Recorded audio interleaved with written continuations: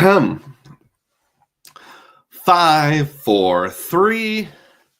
Hi, everybody. Dugroz here with Dugroz Reports. Welcome to another episode of my Saturday morning live stream. Today is Saturday, December the 21st, 2024, and I'm reporting live from my house.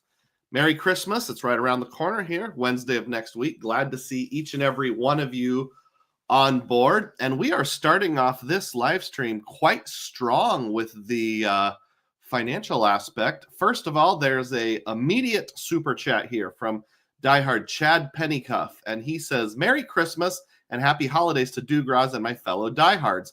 Sorry, I can't attend live. Thank you so much, Chad. I really appreciate that. Celebrate. Awesome. $10 super chat there will help out the channel with technology and cameras and phones and that kind of stuff. And then imitation being the greatest form of flattery. Diehard Ian Mascal says, Merry Christmas and thank you for all the information you provide. Well, Merry Christmas to both of you, Chad and Ian. I appreciate what you do. And then I see John R. is also on board, a fellow diehard. And John has gifted 5 Dugroz Reports memberships. Nice. We got 5 people who are newly minted members. Celebrate, Ian. Celebrate, John. Thank you very much. Nice. Okay. So let's go ahead and start in our traditional way. I really appreciate you guys. Thank you for your support. Dugroz data points. Settings. Oh, no, I don't want settings. I want present. By the way, let me know if the audio's okay, if you can hear me. Just to make sure. I need to choose this tab. I need to share. I need to go over to StreamYard, and there it is. All right, the first Dugroz data point is going to center around the information that I brought forward last week. And last week, I let everyone know, although hat tip to Doctor of Credit, who really introduced all of it to us, introduced it to all of us. The American Express Business Platinum Card added Hilton credits, $200 over the course of a year. $50 per calendar quarter. And I have now tried that. And when I say this is on Players 2 card. Mrs. Dugroz has the Hilton business card at present. Probably won't keep it long term, but this makes it a little more likely. She has a Hilton account as well. So just like with many of the many of the AMEX benefits, the many coupons in that book of coupons, you do have to enroll in it. So go to your rewards and benefits button up here on the top, and it'll ask you to put in your Hilton Honors account number. If you don't already have what they call a Hilton for Business account, it will add that as part of your existing Hilton Honors account. Here is the confirmation saying that Mrs. Dugroz did get successfully enrolled. And then I got an email within less than an hour saying I'm enrolled in the Hilton for Business program. And I guess, the program itself, the first time you make a business rate booking, you get 7,500 points. And then you'll earn an extra 5,000 points after every 10 company-wide nights stayed on the Hilton for Business rate. For most of us, this isn't going to be that big of a deal. I don't know if the Hilton for Business rate is competitive or not. If you have any data points, certainly let us know. Obviously, people that have legitimate, big-ish businesses with multiple employees and they're traveling a lot, this would make sense. But for me, it'll probably just be the one time, assuming the Hilton for Business rate is close to the standard member rate. I'll do that, get my 7,500 points, and then say, jolly good. But that's the less important part. The more important part is those $50 credits. So here's how that worked out. This is a screen grab from yesterday of her Hilton Business Platinum card. And you'll see on the same date, Hilton GC, that's gift cards, $50 plus $1.95 for shipping. And on the exact same date, the statement credit for $50 posted. So this is live right now. Shouldn't take too long to do it. So I was pleased about that. Now, obviously, we can talk about pros and cons of Hilton gift cards if you want to. But one other thing I thought is worth mentioning is I just saw this on Frequent Miler yesterday. Hilton gift card inventory shortage, not expected to ship for weeks. So basically, if you go to buy a gift card on buyhiltongiftcards.com, you can see this message.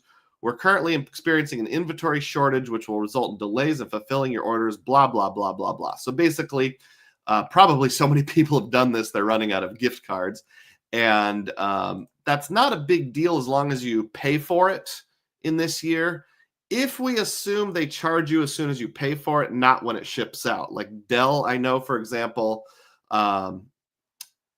they only charge you when it ships out. And that's a data point that I just don't have access to. So if any of you have ever had that experience, by all means, let us know.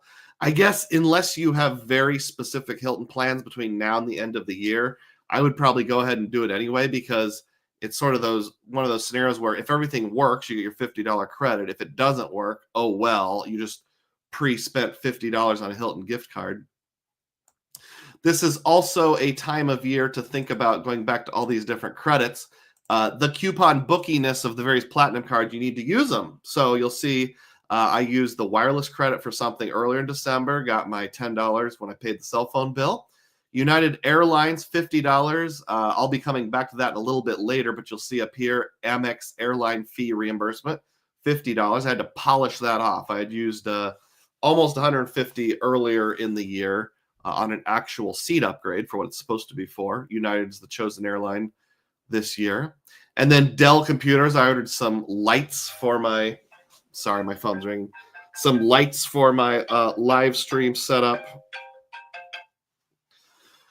that are different than the ones I have because I got to get something off Dell. Got $127. So yeah, now is the time of year to do all of that. So coming back around, I need to catch up on comments here. John says Dugroz sings the hits and audio is good. The professor is here. Good to see you, professor. The audio is good. Tom Graber dropped a super chat of $10.01. I couldn't let those guys beat me. A blessed Christmas to you. Thank you, Tom. Likewise, a blessed Christmas to you and yours. Celebrate, celebrate. Hey, we're already at $30. Awesome. Matt Clausen has arrived. Early Christmas to all. He's also a big-time Dugroz diehard.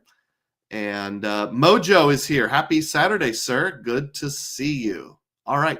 Thank you so much, everyone. So let's keep going here with our Dugroz data points. 26 people on board. If each of you would please click the like button, that will drive more people in here to watch this video both now and after the fact. I would appreciate that. Doesn't cost you anything to click the like button. Put a comment in here too. That'll drive engagement. Let me know if you've done anything with Hilton gift cards. If you want me to talk about my theory on how they get used properly, I'm happy to do that. I haven't mentioned yet, the theme of the day is, well, there really is no theme, but the last second when I woke up this morning, I decided I would talk a little bit about credit card blunders, like mistakes that I've made in points and miles. So yeah, just going to talk about some mistakes I made. Didn't take me long to put it together. The Platinum OG is here and says, not just lurking, I hit the thumbs. Awesome. Thank you, Platinum OG. I appreciate that. Ian got a Hilton gift card once and lost it. Oops. That's not a great data point.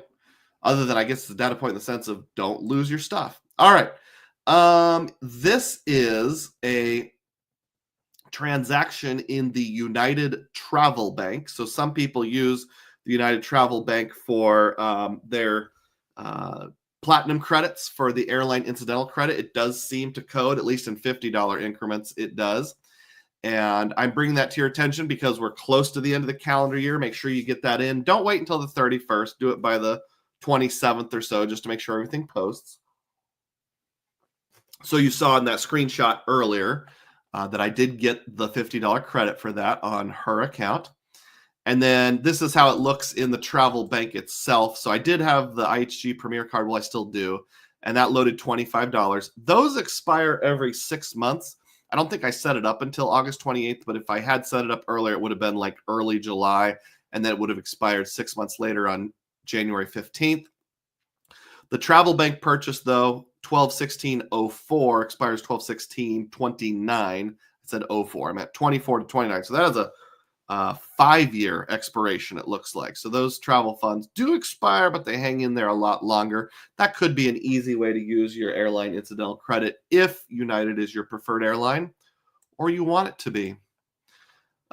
Sticking with the theme of AMEX and getting bonuses, this is my wife's AMEX business checking bonus and how that all shook out. So I think it was back in October, opened a AMEX business checking account for her. And to get the 30K membership reward points, you have to do 3 things. You have to deposit $5,000 within 30 days of account opening. I did that. You have to keep an average daily balance of at least $5,000 for 60 days. I did that. That was the thing that just recently cleared out.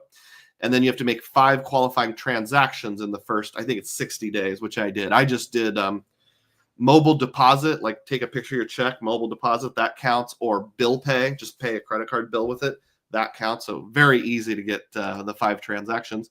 So now 30K membership rewards points are pending in her account. Let me catch up on comments here. Frugal Dad has arrived. Great live to listen to on long drives home. Excellent. I know lots of people do that, and that's totally fine. I'm happy with that. Filmo has arrived, also a Dugroz diehard. Says, I'm using my Hilton gift cards to buy a round or 2 in Puerto Rico. Hey, gonna save it for November when we have the creator meetup in Puerto Rico. That sounds like a good plan. The professor says, I purchased my Hilton gift card for my Surpass earlier in the month and just received it, I think, last week. It must have got it just before the inventory shortage.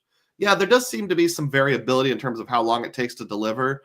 I had one, I think I bought on my dad's Surpass, and it took 2.5 weeks to arrive. And then the last one I bought only took like 3 or 4 days to arrive. The Platinum OG says, I successfully redeemed 2 Hilton gift cards at a local Hilton. Great. You want to share how you redeemed them? Was it at the restaurant or upon checkout towards your room charges? Based on things I've been reading, I'm pretty sure this is true. The Hilton gift cards are actually American Express gift cards that are just hard-coded to only work at Hilton properties somehow. And here's some part of the reason why I think that.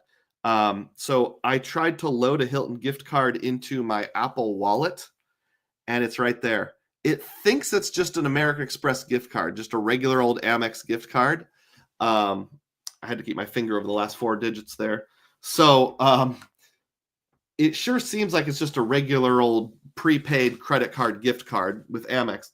And I've seen data points where people discussed on Reddit and those kind of things. I don't participate in Reddit. I'm just a lurker. That if you tell the cashier to run it as a gift card, it'll put like a 15% hold on it. So don't tell them it's a gift card. In fact, if possible, don't even show it to them. Just say, I'd like to split my payment between 2 different credit cards. Can you please put $50 on the first one? They'll punch a few buttons. And then you swipe it on the little terminal right in front of you, and it'll just go as a normal $50 credit card. On their end, they're like, yep, that's good. And that's all it is. If you go to a restaurant, just say, here, just run this just like it's any other credit card. It should work just fine. So that's the theory. I'm sticking with it. I think that's why I've had success a couple times. Maybe that helps some of you. I don't know. Filmo says, Amex denied me for business checking, said they could not verify my identity despite having a personal account and 8 credit cards. Who are you? Yeah, that's a little weird. I got a letter from Amex saying that they needed me to fill out a W-9 form to prove my social security number was really me. And I'm like, when I applied for the account, it pre-populated my social because I already had your credit cards. And they told me over the phone, well, credit accounts are completely separate than our bank accounts. We run different checks. I'm like, okay then.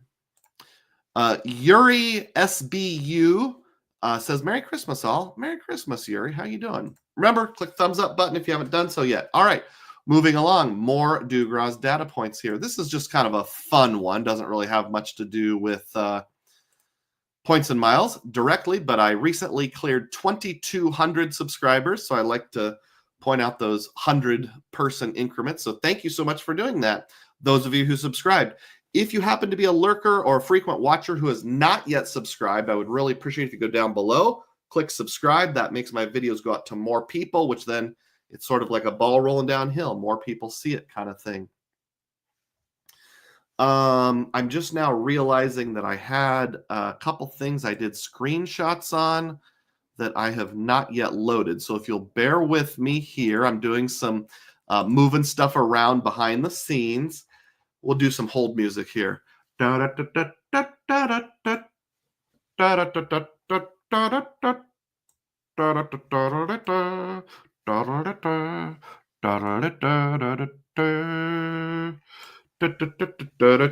we go. Okay, sorry about that. So in conjunction with that, I do always want to give thanks to people who have committed for a while. And we had 3 people hit their 12-month anniversary of being a Dugroz diehard this month. Zachary Hageland, AJB, and AP have all joined 12 months ago. I just realized AJP is the animated Batman. I thought your symbol was a cat for a long time. I apologize. So thank you, AP, AJB, and Zachary for your dedication over the last period of time. And then John actually took care of this earlier. I was going to point out this number right here that I have 49 total members. I was going to say I've never been over 50 members before, but I just did because he gifted 5 memberships. So for at least a month, I'm now going to have over 50 members for the first time ever. Thank you, John, and thank you to the 49 others of you who have been Dugroz diehards. If you're interested in becoming a Dugroz diehard, that's a channel member. Or if you have been gifted a membership, because several were gifted, I think probably 12 or so within the last couple months, please consider either joining or retaining that membership. I do have over 35 members only videos that are forever limited to only members. Some are personal, some are about more detailed nerdy things, some are about sensitive things that I don't want out there in public, including but not limited to some mild manufactured spending stuff. So become a Dugroz diehard. It's only $3 a month. It's a membership you can cancel anytime. Just go to any of my videos and find the subscribe button down below if that interests you. And if you decide not to keep it for more than a month, that's okay. No hard feelings. One more item here to get to, and then I'll catch up on comments. I mentioned this last week, but worth mentioning again. Wyndham Rewards currently has their points on sale. Now, this is like a targeted secret sale kind of thing where some people get 25% off, some people get 35% off, and some people get 45% off. So you'd have to log into your Wyndham account to see which grouping you're in. I'm not sure if this works on the app or if you have to go to the desktop version. I know for sure it works on the desktop version. So I'm considering buying more points before the end of the year, largely because my family's going to the United Kingdom, England, Wales, Scotland, maybe Northern Ireland, probably not, this coming summer of 25. So I'll use cottages.com at least some of the time while I'm there. Check out my video from about a month ago if you want more details on that. But I can use Wyndham points to book cottages on cottages.com. So that works out well for me. All right, now let's catch up on some comments here. I already looked at that one. Show new comments. Okay. Filmo or Mojo responding to Filmo says, I would pull all your credit reports to ensure that the address that's reporting on your report is reflecting your state driver's license. And we're also, Professor's wondering, is it because your name is Filmo, but you look like Grand Moff Tarkin? Oh, that would make sense. David William asked this, can you transfer the points off AMEX business checking without a card? Merry Christmas to all. So in other words, if you don't have any membership rewards earnings credit cards, can you still use transfer partners if all you have is an AMEX business checking account? I actually don't know the answer to that, David. Does anyone here in the community have an answer to David's question? If not, maybe just put a comment on any of my videos, not while the live's going on, but after it's over, and I'll try to follow up on that. Mojo says Experian, Equifax, TransUnions, LexisNexis, Check Systems would be the ones I would insure. There's more than 3. I mean, I knew there were, but I never think about that. Thanks. I have the same name as my father, so it's happened before. Just going to take a phone call and some faxes. I see. I have to snort here. I apologize. Winter allergies, I suppose.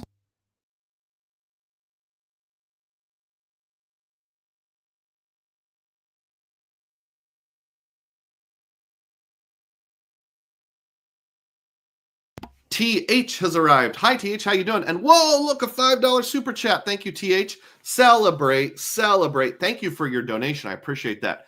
If you want to leave a super chat or a super sticker, down below, just find it. If you can't afford $2 or more, go with a sticker because those can be less than $2. TH asks this: what crazy thing did Hilton gift cards do this week? A local Hilton in Minneapolis rejected gift cards, canceling Surpass next year. Thanks for the tips. Happy holidays. I'm just curious here, just for the sake of a data point, did they reject it for what was an alleged technical issue, or did an ignorant front desk employee just say, we don't take gift cards? Which, if it's the latter, that would support the data points I've seen of like, don't even tell them it's a gift card. Just say, I want to run a separate credit card for $50 and try to hide them. Let's see. Ian says you're canceling because of this or some real reason. Inquiring minds want to know. 41 people on board. That's great. Let's see if we can get that up there a little further by engaging comments and those kinds of things. All right.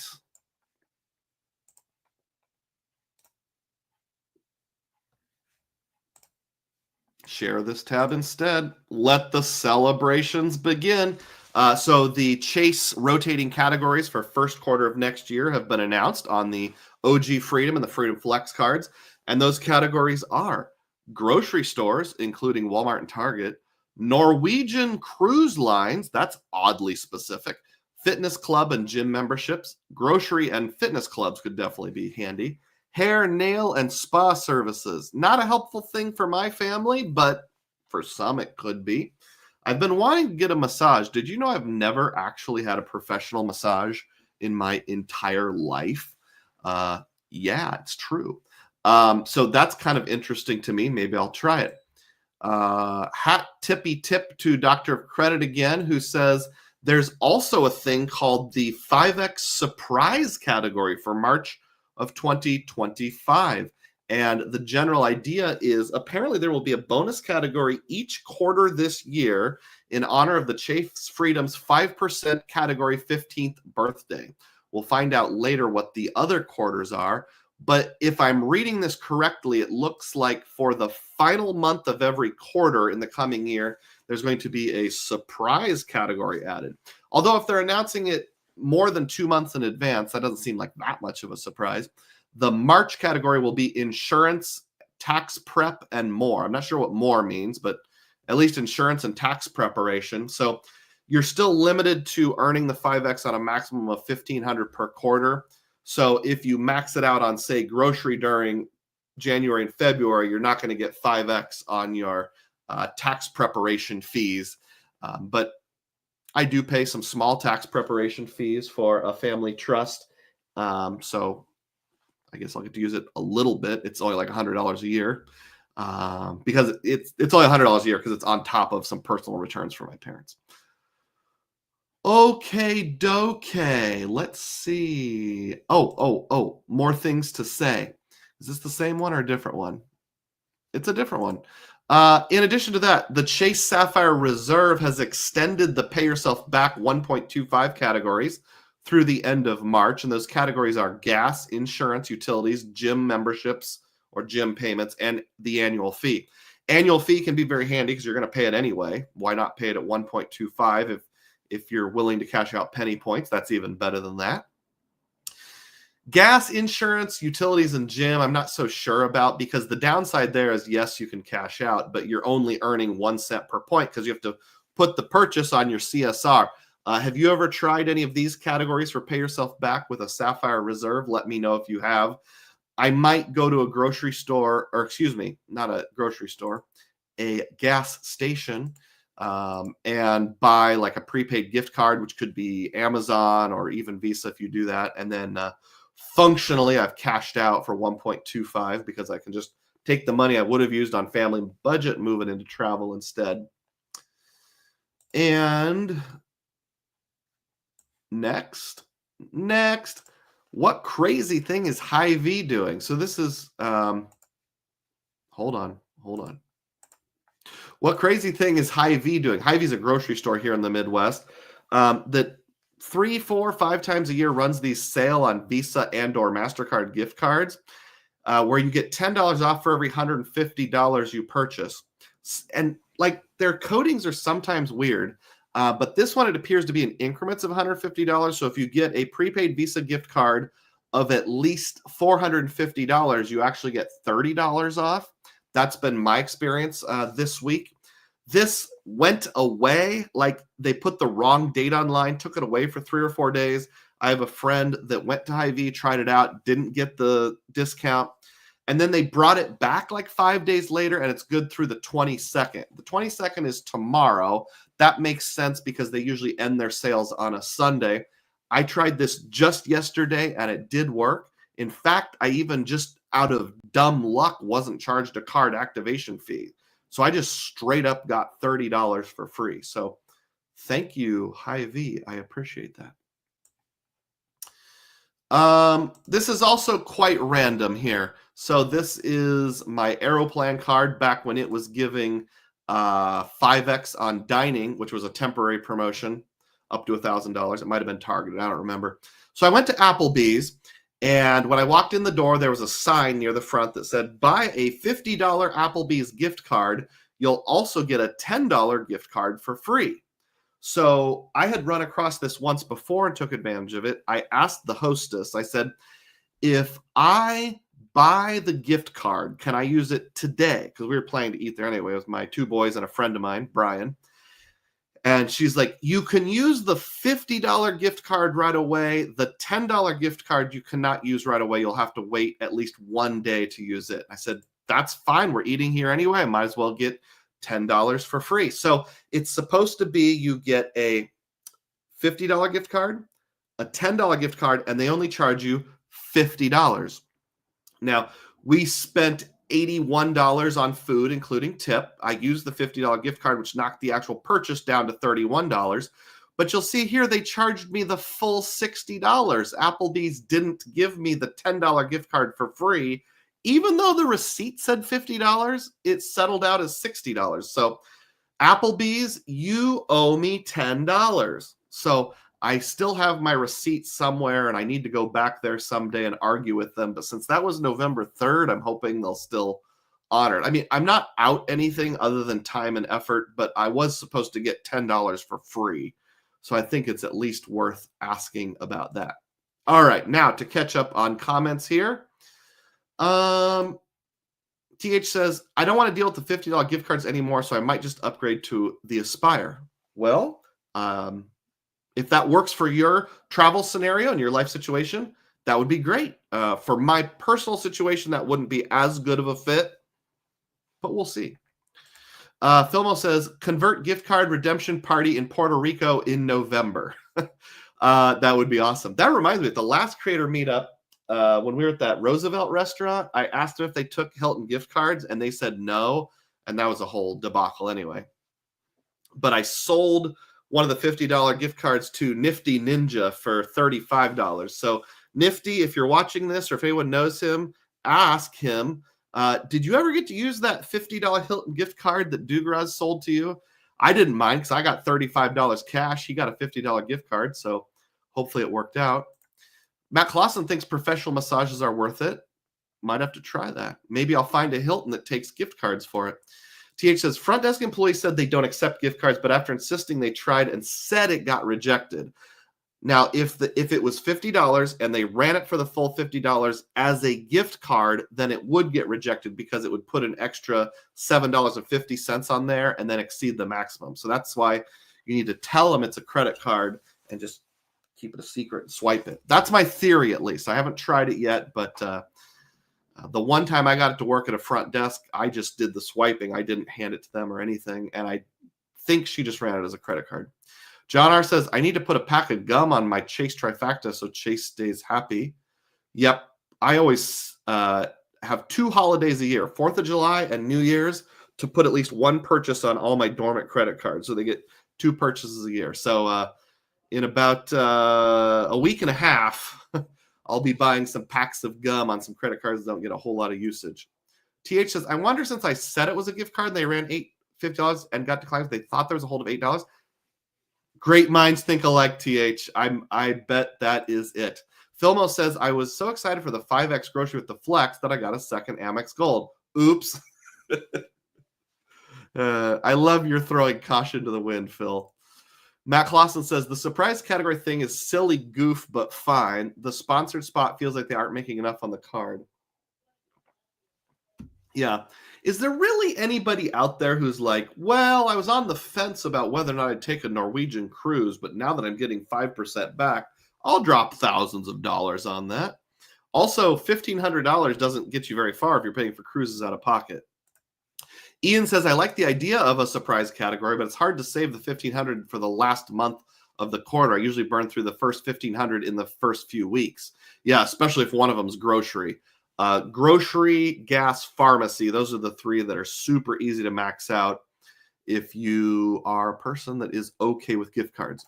John R. says, that's good to know, Dugroz. I need to run to Hy-Vee and finish Christmas shopping today after gym time.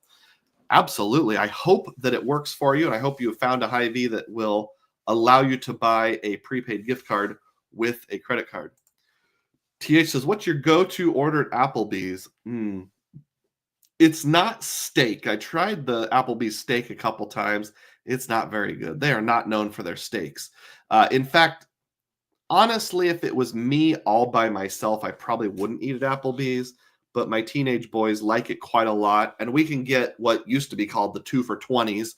Now it's like 2 for $22, 2 for $25, 2 for $28, depending on what you order. And make that come out okay, because like I'll get an entree. One son will get an entree. And then if you order, like, I think it's riblets or rib bites or something like that, as your appetizer, or maybe it's buffalo wings, another son will eat that at his meal, and then I just pay for a side order of fries for him, and it's a lot cheaper than ordering 3 separate entrees. So there's nothing that I'm in love with.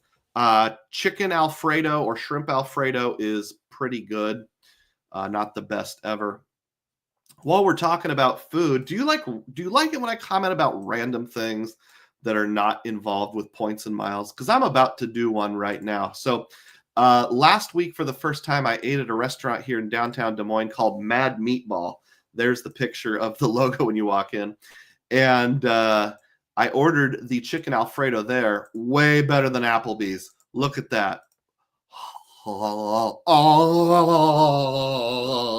Best Homer Simpson impression.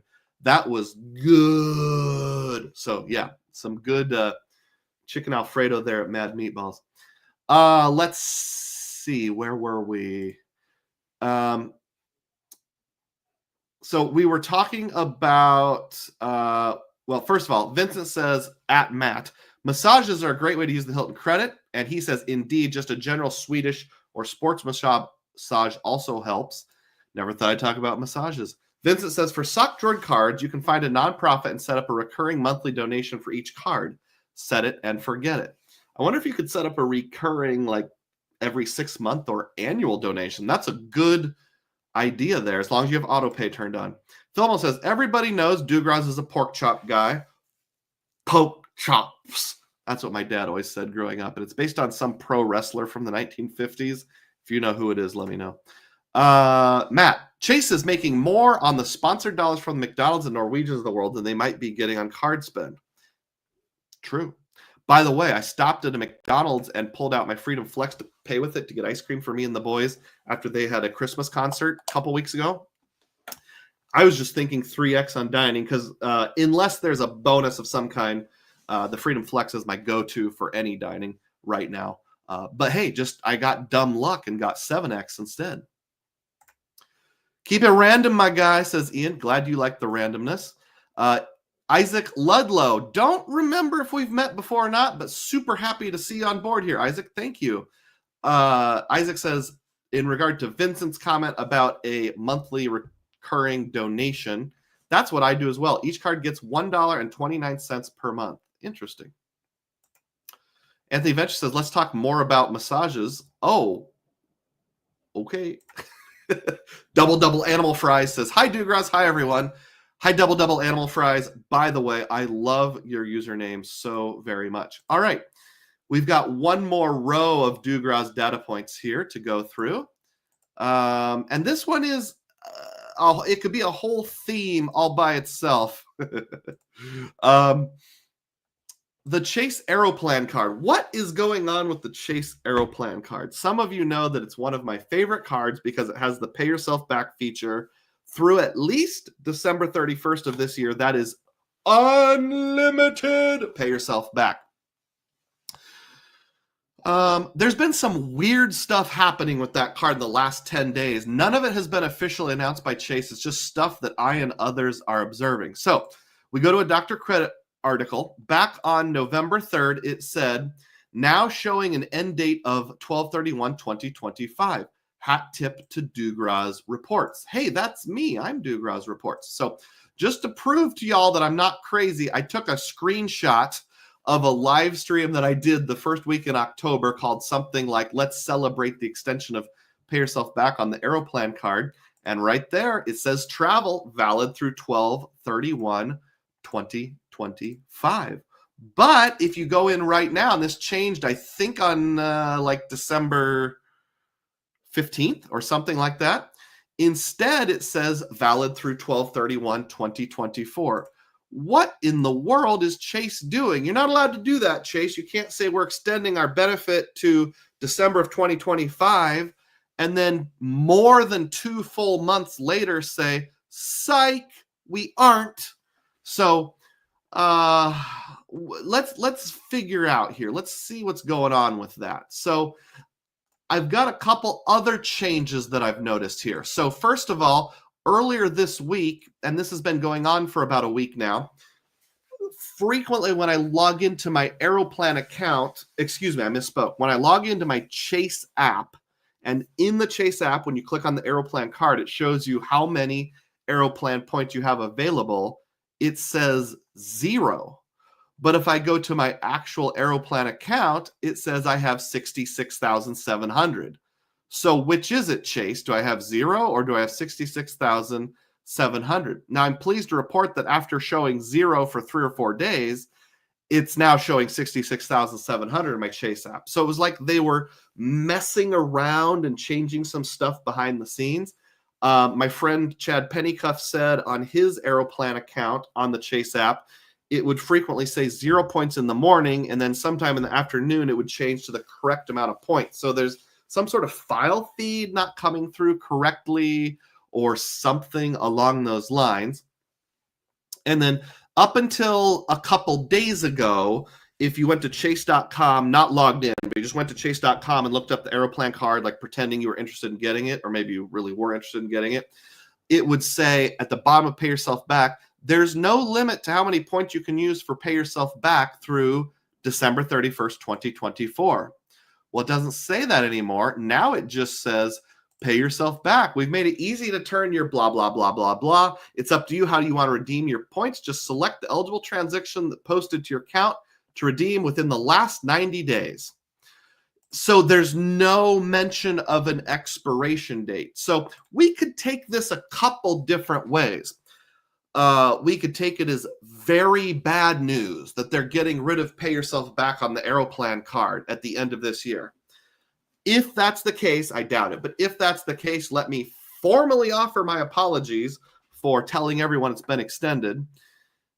I apologize in the sense of it's a frustration and inconvenience. I don't apologize in the sense of personal responsibility, because if Chase literally puts it on their website that the new expiration date is December of 2025, I'm just the guy who pointed it out. I'm not the one who posted the information. Now, the other possibility, and I think this is far more likely, if you're an IT type of person, let me know if this sounds reasonable, is they're planning to do some sort of change on January 1st, and they're kind of getting ready for it. And as they're getting ready for it, they are needing to do some switcheroos and stuff, which is why, like, sometimes your points are there in the morning, but not the afternoon. Maybe they're doing some A/B testing or something like that. Or the coagulation machine isn't talking to the Duca-Wonker machine or something like that properly. And they're getting all the gears lined up. You know, they had to give some extra carrots to the hamster who runs on the wheel and those kind of things. So it's just getting all changed around. And if that's the case, the most likely explanation to me seems like they've just decided to make it a permanent feature with no particular time limit. That's what I think is most likely. If I had to set the over-under, I'd put it at 70% this is good news and 30% chance this is bad news. Secondly, how big of a jerk would it be for them to do an Aeroplan bonus of 20% right now, and then on January 1st say, psych, we're doing a massive devaluation? I mean, companies have done it before, but that would be super jerky because it's not like an airline doing a devaluation. This would be Chase basically doing the devaluation. I think Aeroplan's pay yourself back must be profitable enough for them. They've decided to keep it around. They found out a way to catch the people that were abusing it. Those who moved in like AMEX points or Capital One points, which you're not supposed to do, and then use pay yourself back. It's only supposed to be points earned organically with Aeroplan or the Aeroplan card, or points transferred in from Chase. So I've had things in my job before where the IT folks have said things like, we're rolling out a new system on the first of the quarter or January 1st or whatever. We're going to put it in place for just a little while and test it out, but then we have to go back to the old system until then. So if my theory is correct, it's just showing December 31st, 2024, because they have to use the old system till the end of this year before they roll out the new system. So if you're willing to roll the dice a little bit, remember, you can transfer up to 250,000 points this year and get that 10% baked in bonus only when transferring in increments of 50K or more. And then you can do it again after January 1st. So since this transfer bonus straddles the new year, I think it goes till middle of January. In theory, you could move 250,000 Chase points before the end of the year and 250,000 points shortly after the beginning of the next year, and just really, boom, pay yourself back all over Tarnation. So that was an interesting topic. Let me catch up on comments here.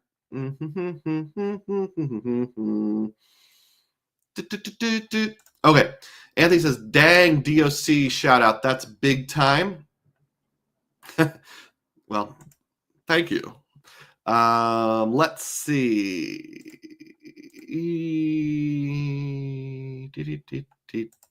Okay, we're talking about how the fact Anthony went hard in a live stream till midnight Eastern time last night. I logged off at about 11:15 Central, which would be midnight 15. I don't know how long it went. How long did it go? Okay. There's some personal comments here that are great. I'm just not going to read them all out loud. Filmo says, midnight live streams make me sleepy. And dang it, Dugroz. Are you saying I ruined it for everyone? 1.25 with no cap, says Anthony. That would be pretty good because, and I've preached this for a long time, so most of you know what I'm about to say. If the transfer bonus is 20%, that's 1.2. You added an extra 10% if you have the Aeroplan card and you're transferring in increments of 50,000 or more, that's 1.3. And you cash out at 1.25. So 1.3 times 1.25, class, that is 1.625. Just envision like 30 fifth graders all saying that in unison. So yeah, 1.625 cents per point on Chase points on any travel, uncapped, would be pretty boss. I have to say that. Pretty clutch. You go to Sweden and take a boat tour, boom, pay yourself back. You take an electric cart tour on Viator in Washington, D.C., coded as travel, boom, pay yourself back. You eat a meal in the restaurant inside your hotel, you charge it to the room, you present your Aeroplan at checkout, boom, you just bought your meal using points at 1.625 cents per point. John says, as an IT guy, that makes sense. Okay, he likes my theory then. Matt says, might be best try reaching out via secure messenger. I did that a week or so ago on one of my live streams, and they just said, no decision has been made yet, but I can try again. John says, any kind of code change or pipeline changes cause all kinds of breakage, or at least can cause all kinds of breakage.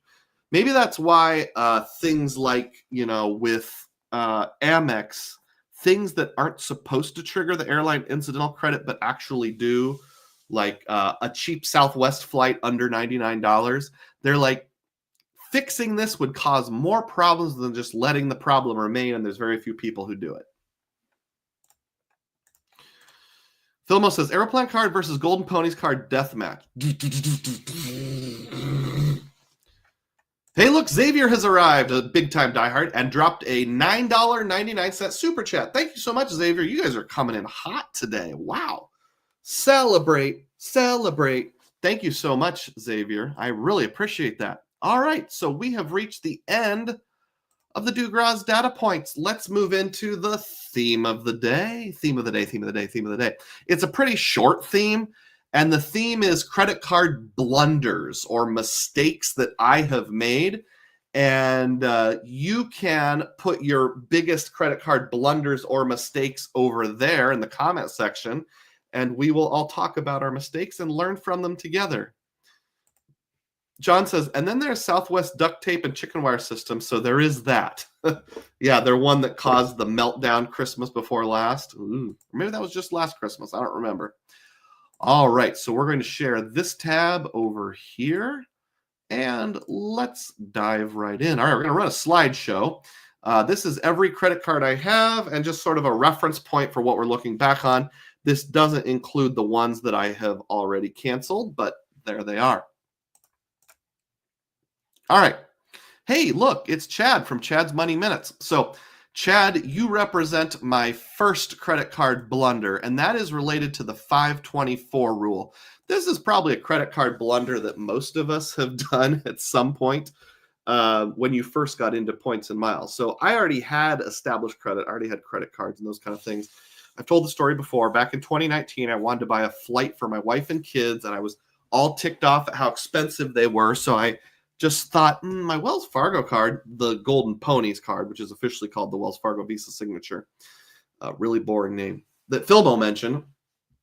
I wonder if I have any way to use those points, because I'd been accumulating points just through natural spend at a penny per point for like 3 or 4 years. And sure enough, I looked in their portal, 1.5 cents per point, and I was like, whoa, I just got 50% more value. I wonder if other credit cards get me more than a penny per point in value somehow. You know what? There are some credit cards that can get you more than a penny per point in value, believe it or not. So I jumped in between like February and May 1st of 2019. I jumped in head first and got 3 different credit cards in like 3 months. And the 3 that I got were these 3 guys right here. The American Express Blue Cash Every Day. Actually, it was the Blue Cash Preferred at that point, but I product changed back and forth between the 2 many times. The Amazon Prime Visa and the Citi Rewards Plus card. Now, I would argue that 2 out of the 3 were actually good choices. I think the first 2, the AMEX card was a good one because grocery 6%. Streaming 6%, gas 3%, and bear in mind at that time I was only getting 1x on everything except my gas purchases at Casey's specifically. I was getting 2% cash back because I had a Casey's credit card. So I really upped my game by going from 1 to 6% on groceries and 2 to 3 on gas, and also actual cash back, not just statement credit at one particular gas station. Actually, Casey's used to give out their cash back by mailing you physical Casey's gift cards every time you hit $25 in value. So that is my first mistake. Was I jumped in, got my first 3 cards without even knowing that the 524 rule existed. Fortunately, after I got that 3rd card, the Cash Plus, I realized and remembered that I found out, I read about the 524 rule. I was like, ooh, I better tap the brakes here. So then I tapped the brakes, waited till middle of the year, I think, summer. And the next card I got was the Chase Ink Business Preferred, which of course doesn't go against 524. So I did slow it down, but I blew through my first 524 slots without any thought about 524. But that kind of ties in directly with my second blunder I wanted to list, and that was the Citi Rewards Plus card itself. And there were two parts to this blunder. The first part was I'm just not sure it was a great card to pick for my third card ever after getting into points and miles. Again, I'd had like my Golden Ponies card, US Bank card, my Capital One no rewards card, which later turned into a Quicksilver long before that. But my third ever like conscientious points and miles card, here's how I got it, is like at that time I still thought I was going to be team cash back. So I wanted to get a Citi double cash, 2% cash back on everything. Not a bad choice. But at that time, the Citi double cash did not have a sign-up bonus.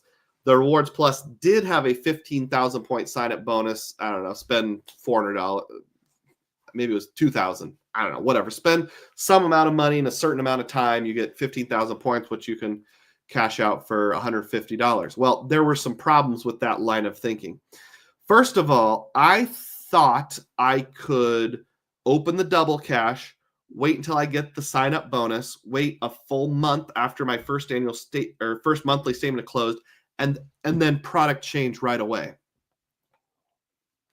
In the comment section of a video on YouTube, someone even said something like, Citi lets you product change anything, so just wait a month and then product change after getting your sign-up bonus.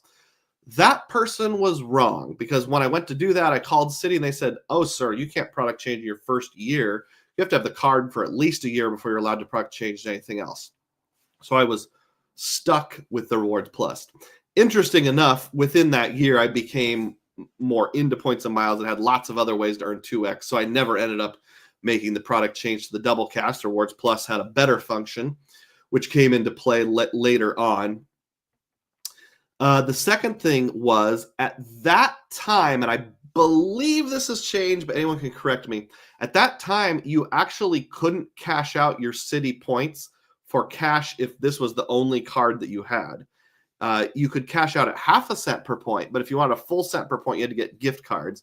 So I ended up getting like $150 worth of, I don't know if it was Airbnb, I think it was hotels.com gift cards for my sign-up bonus, which was okay, but not the best strategy overall. So the blunder was getting the Citi Rewards Plus card as my third ever card. It wasn't a good choice. Since I got it, I kept it, and it has had a place in my wallet. You probably know the main thing this card does that helps people out is it gives you a 10% rebate on thank you points redeemed every year, up to a total of 10,000 extra points. So like your 2% on your double cash becomes 2.2. Your 3% on various things with the Premier or Prestige becomes 3.3. Your 5x on your custom cash becomes 5.5. So it has a place in my wallet, at least for now. Thinking about dumping Citi altogether, but at least for the time being, that was a blunder to get it that early on and as my third ever value card. Let's catch up on some comments here. Anthony says, missed out on the AMEX business checking bonus all because I procrastinated and didn't deposit $5,000. Yeah, that's probably a bigger blunder than any of mine. Because if my understanding is correct, now that you've opened the account, you can't get the bonus again. So it's not like you can go back and pick that up. You just missed out on 30,000 membership rewards. John R. says, my biggest mistake with credit cards, cashing out cash back for stupid things that I don't even remember now before getting into travel. Oh, I can relate to that. My first ever redemption on a credit card that I know of, this was before I was into points and miles, is I bought a vacuum cleaner. I have no idea what the redemption value was. It was just like, oh, look, merchandise. Oh, I can get all that. Oh, we need a new vacuum cleaner. I bet it was probably like 0.6 of a cent per point or something like that. Double Animal Fries says, I didn't know about Capital One's hate for people with more than a few recently opened cards. Instant rejection, 3x hard pull for nothing. Not uncommon, but was early in the credit card game, so got pretty disheartened. Yeah, so that could be a blunder. I could even add that to my own list, is not getting Capital One cards soon enough. Because when the Venture X came out, it seemed like kind of an exception. They would let some people in, and I did get the Venture X. I had the old card, which is now a Venture One card that I've been wanting to product change to a Saver or Saver One forever, and they just won't let me. So I'm stuck with a useless card that I keep just for credit history. But I've tried to do the pre-approval tool for the Saver One, now called the Saver, and it's been rejected every time. I suppose I could just try it one of these days, but I want a standard 524 at least until May. So more experimentation in the future. But yeah, kind of wish I'd gotten on Capital One earlier, gotten that Saver One, just gotten that in place. Ian says, the biggest blunder was canceling and not downgrading the Business Gold and Business Platinum both at month 13. Feel like it led to put in jail. Pop-up jail. Led to pop-up jail. Canceling rather than downgrading. I guess you could downgrade to the Business Green card. When my Business Gold comes due, I think it's in February, I'm probably going to downgrade to the Business Green and then hope for an upgrade offer later on. Double Animal Fries said, also redeem various points for between 0.6 and 0.8 of a cent per point. Yep, we've all been there. Anthony says, I think you can technically get the bonus again. This is on the Business Platy. If you open it up for another business, not sure. That's just what the rep said. Well, keep us posted. Be the data point you want to see. All right, back over here to my blunders. What's the next blunder that I want to point out? Fifth Third Bank. So again, I didn't put this together till I woke up this morning, so the graphics are pretty minimal. But Fifth Third Bank, my wife and I had to make a somewhat largish purchase a little over a year ago, and I wanted to put it on a 0% interest card to spread it out. And I kind of made the decision quickly and opened this Fifth Third Bank card. It had 0% interest for 18 months. It's a 1% cash back card. So the 18 months was appealing, but in hindsight, this is a fairly minor blunder, but it did count against 524. Putting a large balance that you're going to delay paying off because you have 0% interest on a personal card is not ideal because it does knock your credit down a few points. So in hindsight, I should have got a business card like the Wells Fargo Business Signify with 0% interest for a year and just been happy with that. But I think the 18 months versus the 12 months kind of got to me. This one wasn't a great big blunder, more of a minor blunder, but this card doesn't really have a place in my wallet. So when the 18 months is up, which is sometime between now and summer, I don't remember exactly when, I'll just pay it off and close the card. So thanks for the free money for a year, Fifth Third Bank, but really not a good fit. It's not a bank I have any other credit cards with or any other. I have a checking account that has $1 in it, I think, just because I had opened it for a bank account bonus. I know I did. I had to drive to Illinois to open it, and it was worth doing. So that was blunder number 3, I guess. So blunder number 1 was not paying attention to 524. Blunder number 2 was opening the Rewards Plus card way too early. Blunder number 3 was opening the Fifth Third Bank card just because I really wanted 18 months of 0% interest. Blunder number 4 is to be determined. I'm not sure if this is a blunder or not. The One Key Plus card. So this is the card that Wells Fargo started issuing about a year ago. And it is for people who want access to rewards through Expedia, hotels.com, and one other place that's super specific. So it has a pink border because I got it for my wife. So this card belongs to Mrs. Dugroz. And I wanted to do some experimentation and some hacking with it to see, because when I looked online, it kept talking about the benefits of having a platinum account with Expedia and how you would get lots of rewards and better pricing. Now, this is one of those things that is the best kind of a true statement. It's technically true, with a platinum account, you do get certain discounts, but you also get discounts with any old account. So you can open an Expedia account. I think blue is their lowest status or something like that. And it has almost the same discount. So Matt Clausen helped me out one night several months ago where I went into Expedia, logged in with my wife's account with her platinum status, or whatever their highest status is called. And Matt went in with his basic stats. We looked at hotels, and there was a few where my discount was bigger than his and several where they were not. So you had the exact same discount whether you had this card or not. Even when I did have a discount, it only looked like it was about $10 of savings. And then I did some more experimentation myself later on. Now, the very first three that I checked were actually really good, but when I did a deeper dive later, I think that was just coincidental. What I'm finding is the platinum only matters if you're going to very large cities, mostly internationally. And that's not really my style of travel, and staying at boutique motels and paying cash.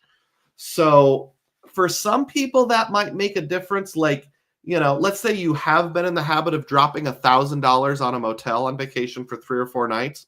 If you get platinum status, that takes down to $800 and gets you a free bottle of champagne every day you're there. That might be worth doing. Well, that is not Mr. Roz's style of travel. I like to go to little towns and waterfalls, and I'm easily impressed with a free breakfast and those kind of things. And I'm rarely paying cash. So I got myself, you know, what, $600? I don't remember what it was, the sign-up bonus of Expedia Cash, and I'll use it, but I don't think it really has a place in my wallet long-term. I don't think the hackability was really there. The card is really easy for like a player 2 because it gets 2x on everything and then 3x on gas, grocery, and dining. So you can just hand it to player 2 and say, here, use this for everything. But I don't know that Hotels.com and Expedia cash stays have a place in my future. The other thing is it gives you what's called one key cash, and you cannot use a Hotels.com gift card and one key cash on the same stay. How lame is that? So I'm going to do one more, before I ditch the card, I'm going to do one more set of experimentation. I'll probably come out with another video on it because my initial video is like, might be okay. It's worth considering. But man, I just don't think it was a great choice. Ian asked this question. Does Wells Fargo, oh, hey, I just noticed when I add your comment, my picture pops up. Way to go, StreamYard. Does Wells Fargo add to the 524 for Signify? It does not. It treats it just like a Chase business card where it you know, you get a hard pull, but it does not count as a new line on your personal credit report.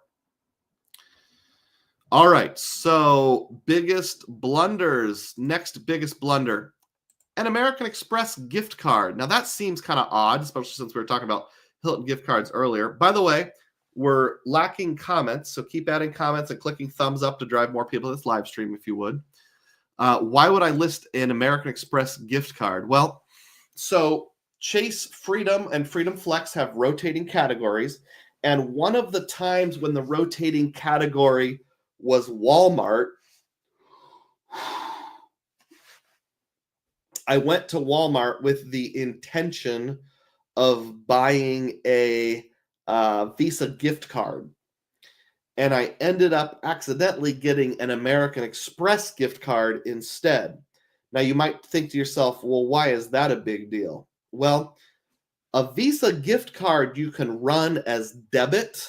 An Amex gift card you cannot. You can only run it as credit. Plus, Amex isn't accepted everywhere. So that's important for a couple different reasons. One is if you're trying to do manufactured spend, like put it onto a Bluebird card or an Amex Serve card, which might be dead. I'm not even sure. I've tried it lately. Or buy a money order at like a small town pharmacy that allows that or something like that. Money order. Not sure why I said money order.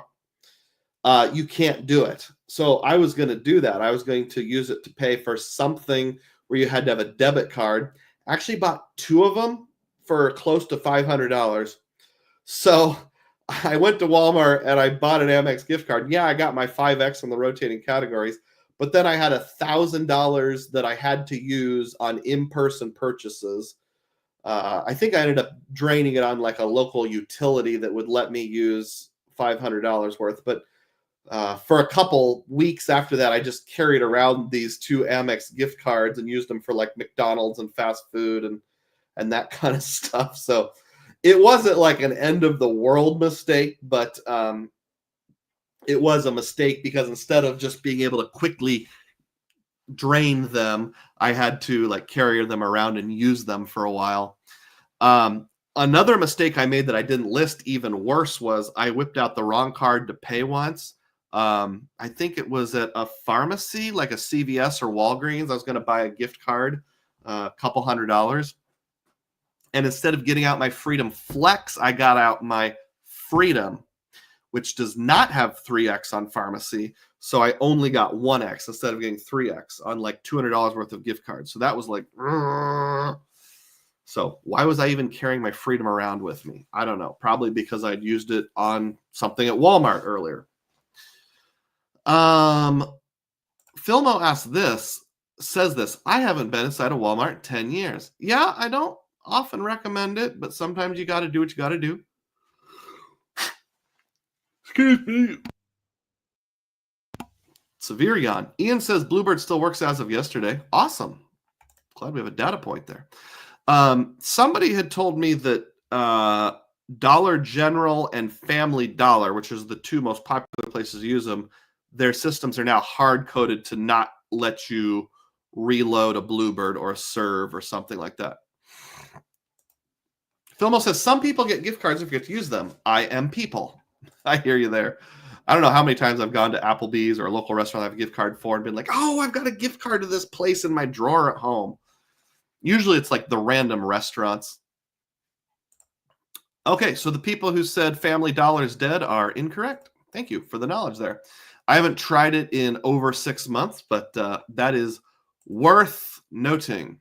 Worthy of mention in the archives of the Points and Miles order.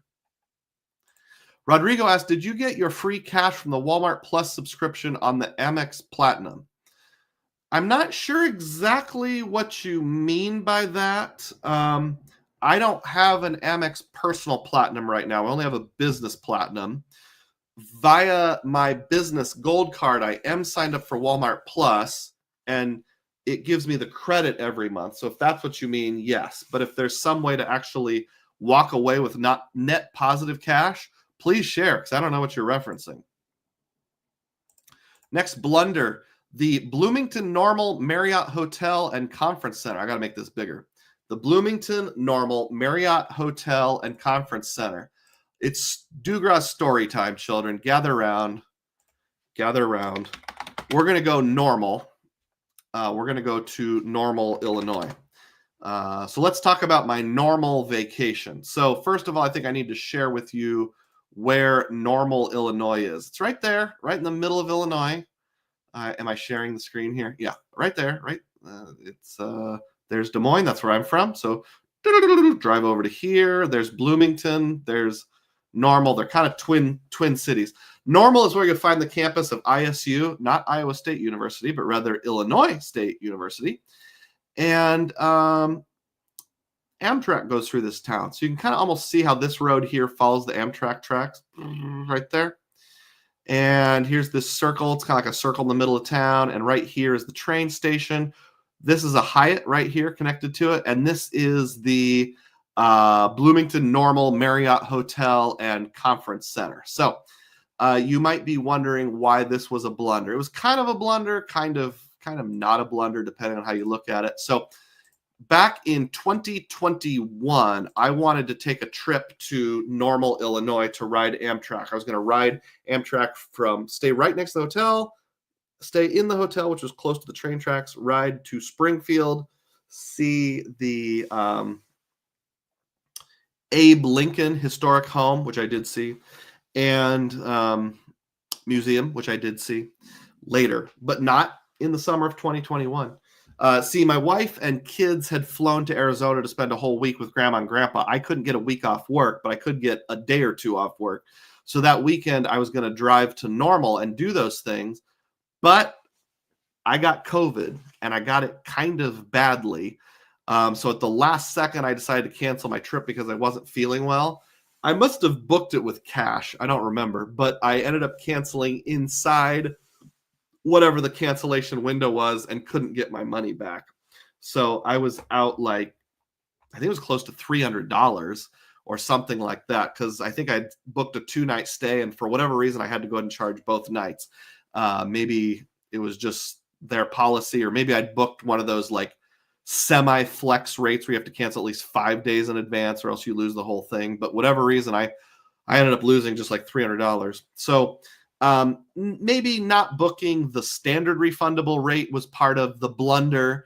But also, I don't even remember which credit card I paid with, but I didn't even try to use like any type of insurance on it. So, I think I booked it through a third party. Now I think about Expedia or hotels.com or something like that.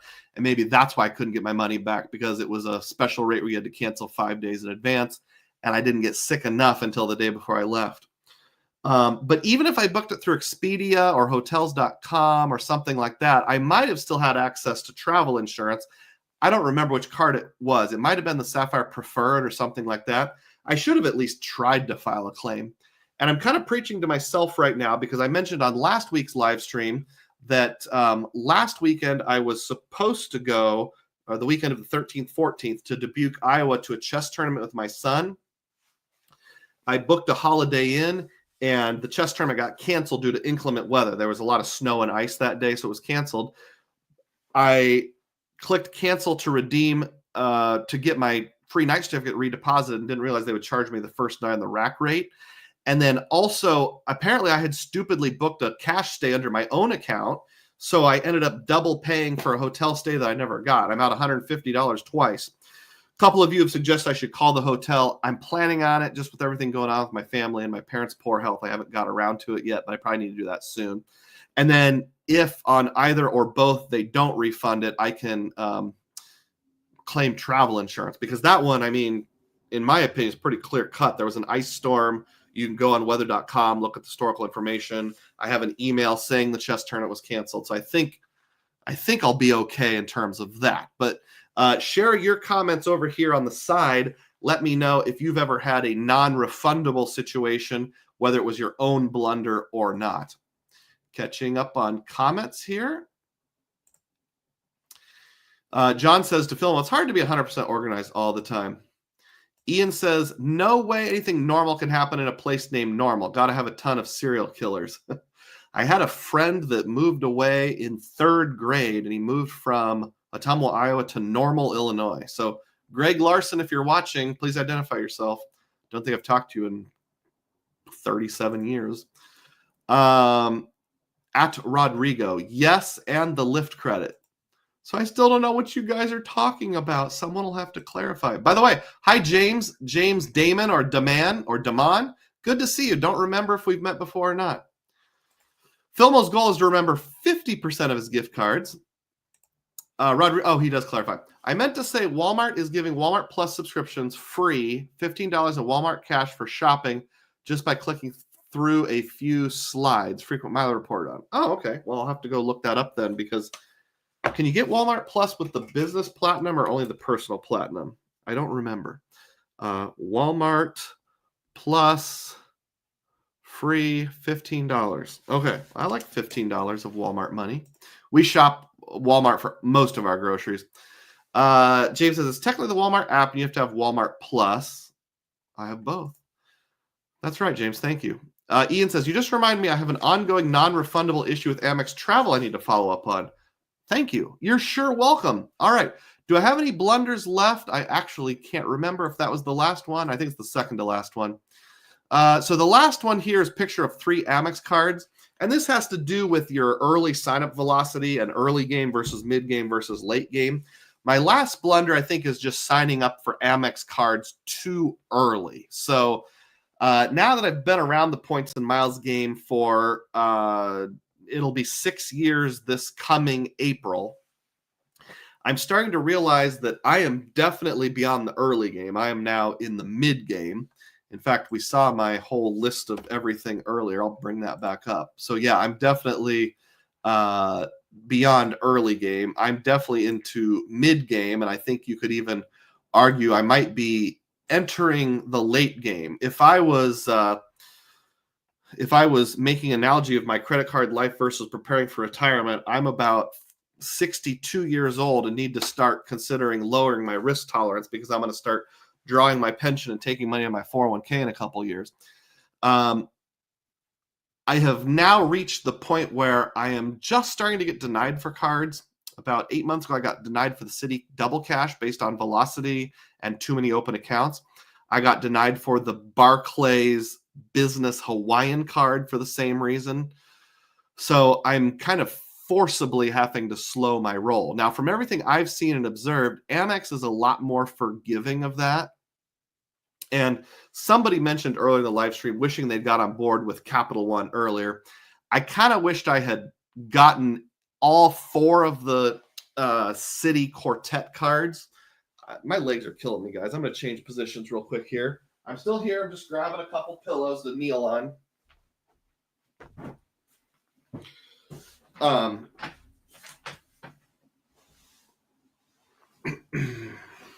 Speaking of preparing for retirement, I'm getting old man arthritis or something. I made it worse instead of better. There we go. I kind of wish that I had held off on Amex until after I had the Citi Quadfecta or Quartet and after I had the Capital One Saver, because I feel like I'm now basically locked out of those. Amex will always be there for us. So, I mean, there could be some exceptions, but I have a feeling, let's say I'd never gotten any Amex cards other than maybe like a co-branded Hilton card or something like that. Even a year or 2 or 3 years from now, I bet I could jump into Amex and get the Business Green, Business Gold, Business Platinum. I could probably get the Blue Business Plus. I could probably, my wife could still probably get all of those business cards. She could probably still get all the personal cards. My wife has already had a personal platinum and a personal gold. So she's now basically shut out of those for a lifetime as far as sign-up bonuses. Now, there are data points out there that a lifetime for Amex is 7 to 10 years. So I'm not saying we'll never try again. And you never know. There might be a no lifetime language targeted offer or something like that comes her way. But she has already had those platinums with family language. She can't go back and get the green sign-up bonus unless, again, she goes past her Amex lifetime. I've had all the business ones, but I've never had the personal one. So I can still get personal green, personal gold, personal platinum. I'll have to go in that order. And I don't think the sign-up bonuses are going down anytime soon. They'll probably just continue to go up and up and up. So yeah, I wish I'd waited for Amex till later. What do you guys think? Do you think Amex is more forgiving of late game people? I bet they are. All right. So that's the end of my blunders. That slide is left over from last week. Just ignore that. So I'm going to stop sharing there and I'm going to put up a poll here if I can. Oh, nope. I forgot. I can't do a poll on the free version. Whoops. What did I do? I was going to do a poll and I can't. So let me know, of the blunders that I've mentioned, what do you think is the worst blunder that I committed? Let's review. And I'll do this while I go to my biology break. Was it not knowing about the 524 rule until after I got my first 3 cards? Was it getting the Citi Rewards Plus card way too early? Was it getting that silly Fifth Third Bank card that gives 1% cash back? Was it getting the One Key card by Wells Fargo for my wife? Was it the time I accidentally bought an American Express gift card instead of a Visa gift card? Was it the time I went to Normal and booked the hotel where I couldn't get a refund and lost $300? Or was it getting on board with Amex too soon? Which one of those do you think was the biggest blunder? Put your comment over here. Let me know. New Again says, what's up? When's this end? Well, I'm going to take my bathroom break. Then we're going to come back and do community tab comments. And that'll probably take around 45 minutes. So we'll probably end somewhere between 11:30 and 11:45 Central Time. So adjust that to whatever your time zone is. But right now, I want you to put your favorite blunder, or the one that you think was the worst blunder, over on the side in the comments. And I'm going to play some background music and use the restroom. We call this the biology break or intermission. Then I'll come back and do that. If you get an advertisement, just watch it for at least 30 seconds. Because, I mean, really, what else are you going to do? You're just staring at the wall. I'll be back.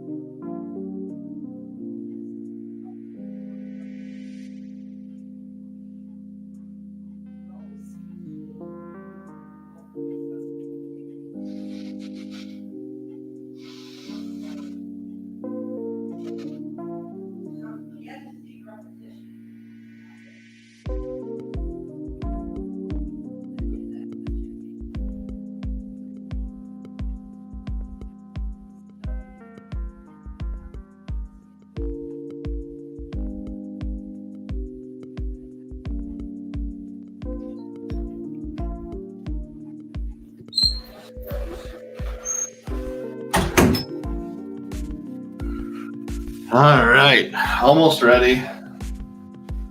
Back to the chair, putting the pillows away. Asthma break.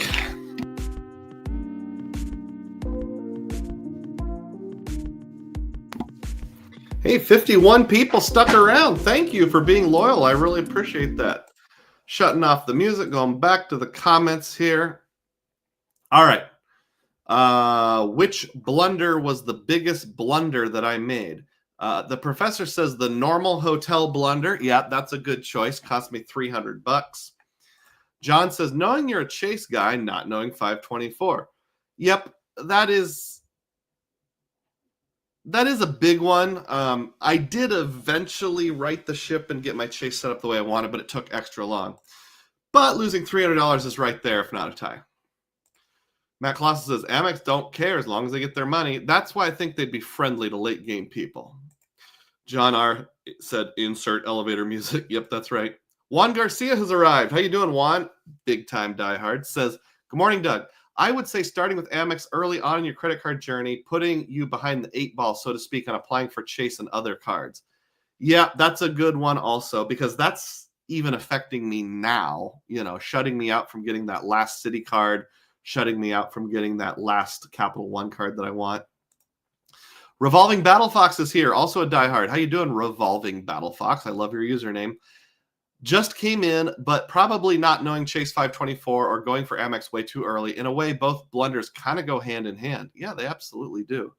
I know some people poo-poo it, but I really think if you're giving advice to like a Padawan, have them start with Chase, at least the first 3. New Again says, it depends on your travel and redemption goals. Sometimes Amex First and Centric makes sense. Yeah, I can get on board with that. Rodrigo Mendez says, probably not knowing about Chase's 524. Cost you years of Ink Train bonuses. I'm in that situation at least. Yeah. Blunder. I balance Chase Amex apps like a rat on a line, but yeah. I left Chase some co-branded on table, got a circle background to collect, but no biggie. City and Wells Fargo are endgame anyway. I don't know about Wells Fargo. City's maybe not quite as friendly to end gamers unless you're talking really, really end game. Like you haven't picked up any cards in 2 years. Double Animal Fries votes for not knowing 524 or getting to Amex early, but because of 524. You're right. Those do kind of go hand in hand.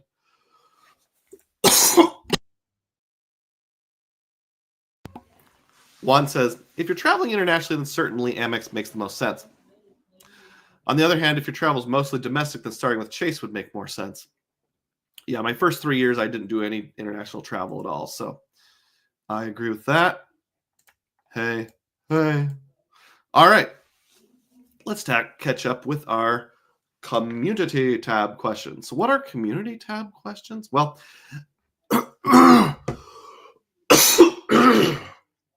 man alive, what is wrong with me? First of all, give me a second here, folks. I'm sorry. I got to get more water. Be right back.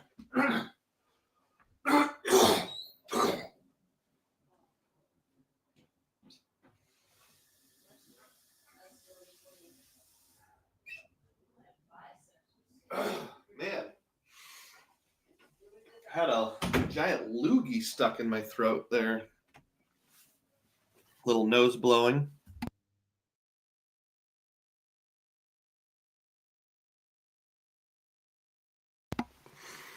You ever cough or blow your nose so hard you end up crying? That's how I feel. I had some water coming out of my eye. Where was I? On my channel every Friday, anywhere between like 5 and 8 p.m. unless I forget, I post a tab asking for questions for the next day. It'll say ask me anything, and it will look like this right here.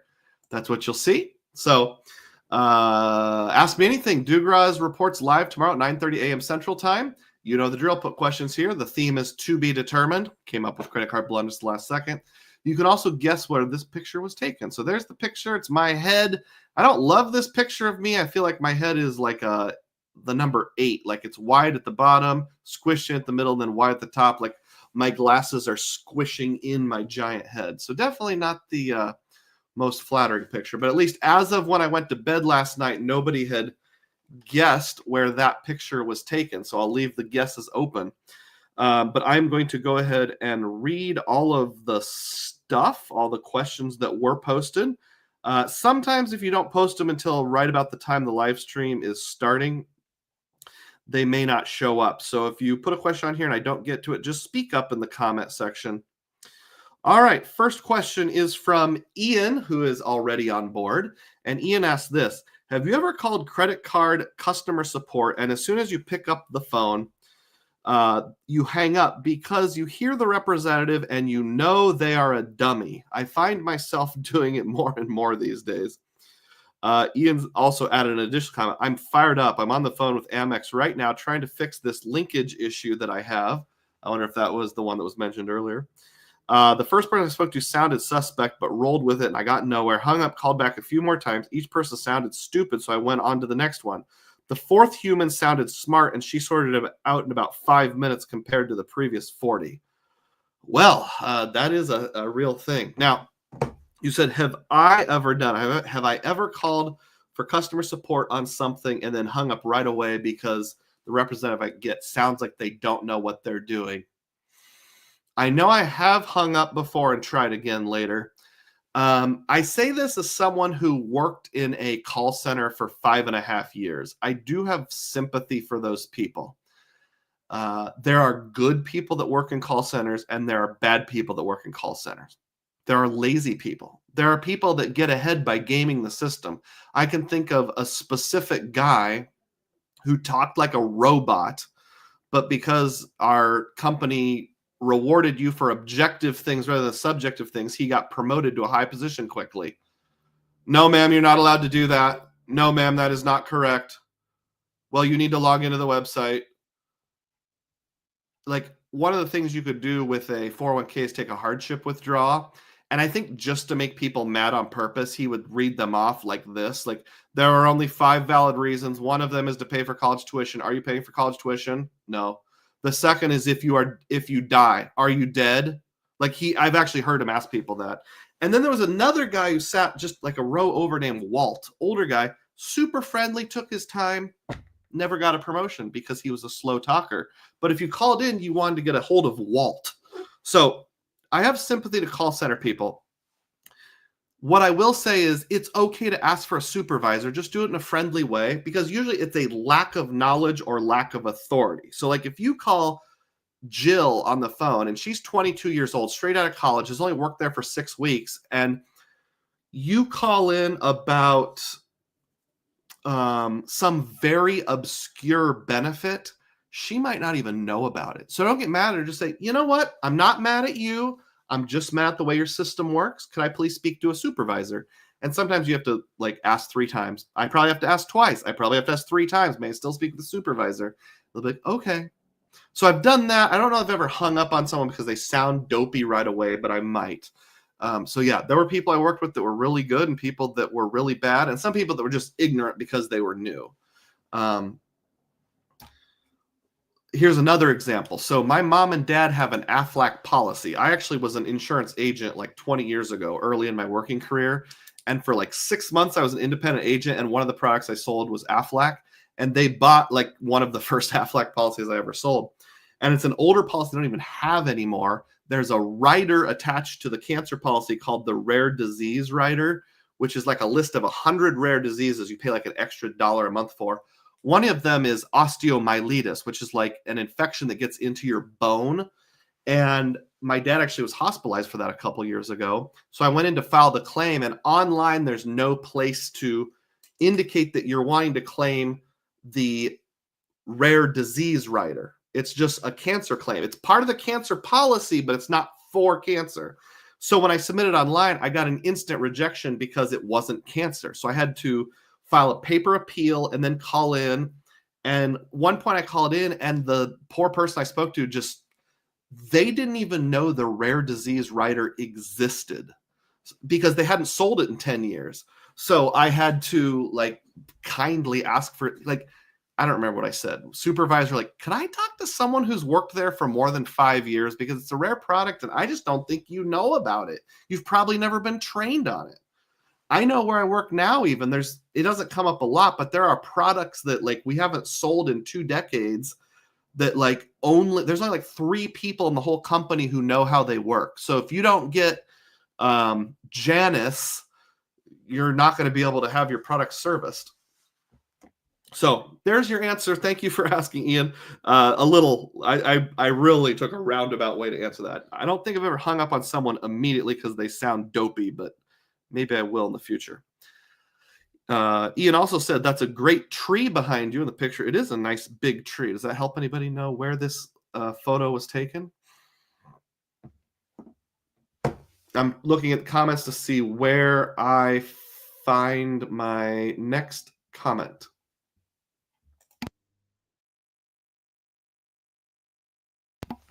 All right, New Again says, it appears Chase is loosening up 524 with co-branded cards anyway. It's going to be testing in 2025.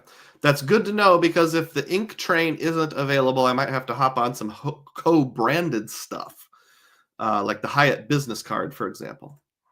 Vincent Pascal says, does this count as a blunder? Cashing out UR points without researching other ways to get the most value from your points.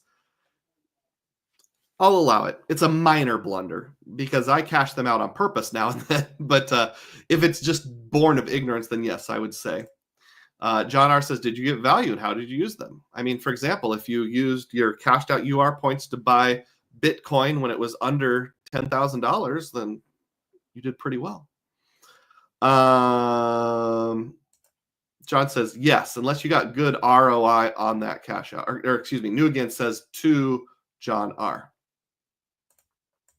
Philmo says, that last comment confused me. Okay, does this count?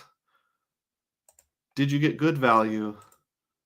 Yes, it's just agreeing. Unless you got good ROI, it is a blunder. Okay, thank you. Sorry, my brain's slow this morning. Philmo says, our 1 to 3 inches of snow forecast is in reality 10 inches, so I'm off to shovel. Have a great day, everyone. Oh, man, good luck there in South Central New York, Philmo. Sorry about that. Take care. New Again says, I've definitely hung up when the person is not using good English or working from home and they got too much going on in the background. Oh, I'll let the English go as long as it's clear they have good understanding. Now, as to your second point, got too much going on in the background. I work from home myself. I work from home 3 or 4 days a week and then in the office 1 day every week. So I'm sympathetic to it. But our company's policy is like, you can work from home, but you can't be responsible for providing childcare. So you can't have your baby on your lap. You can't have a toddler over here in the pack and play. You can't be going and checking on your kids every now and then.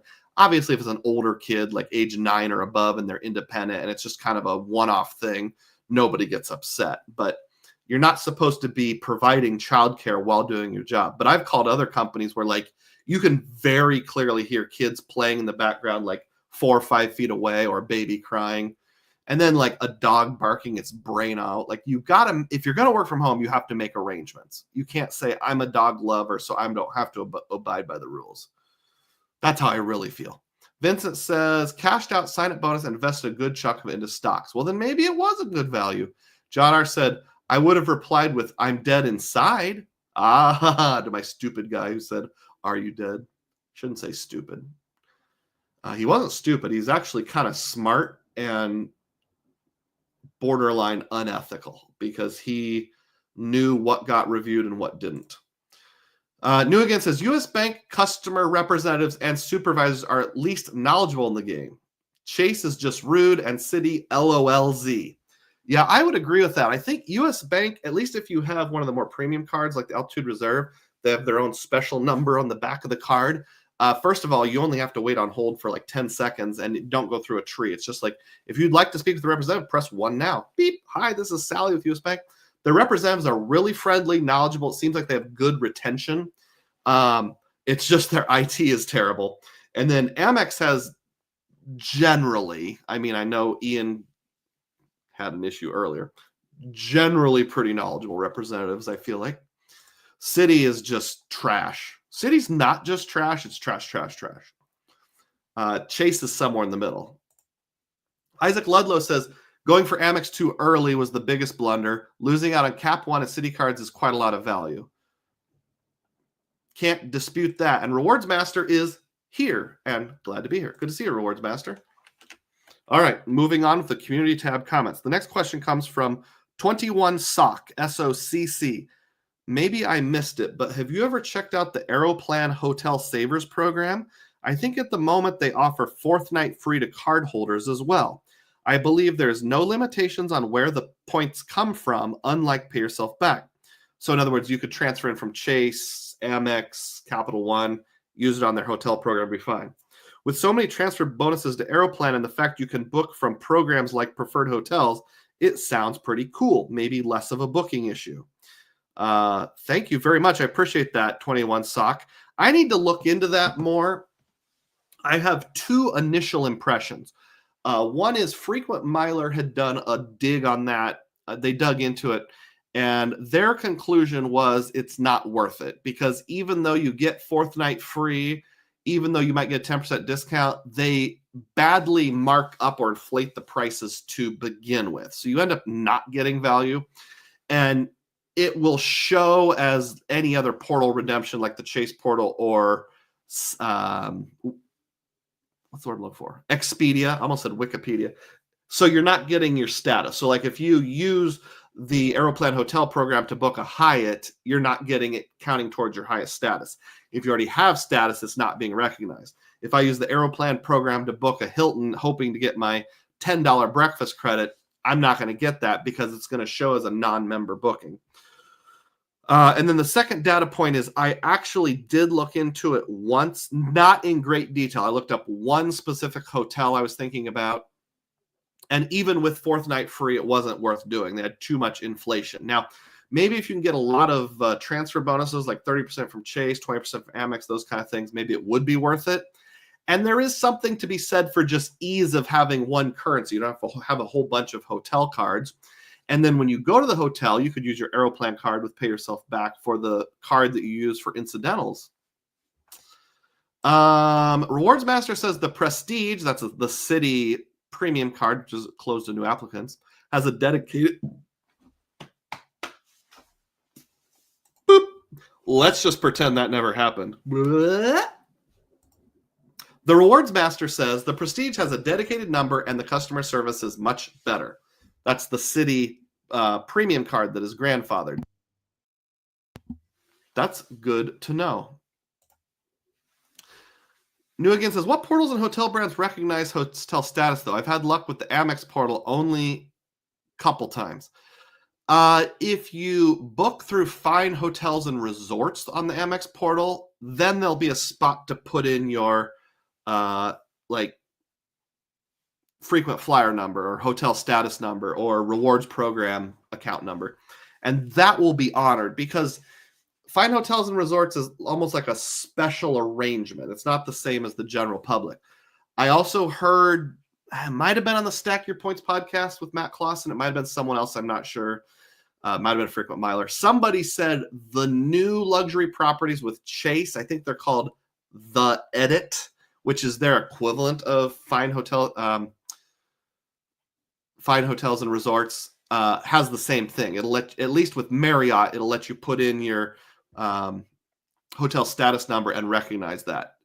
But like a generic one, like if I use the Chase portal to book a Hilton Garden Inn and go stay there, I'm not getting my $10 of breakfast credit. That's been my experience. If you know otherwise, speak up, please. All right, next question. Somebody anonymously said about this picture, this is the International Courthouse of Points and Miles Adjudication. Not quite. Good guess. Catch 631 says, Merry Christmas.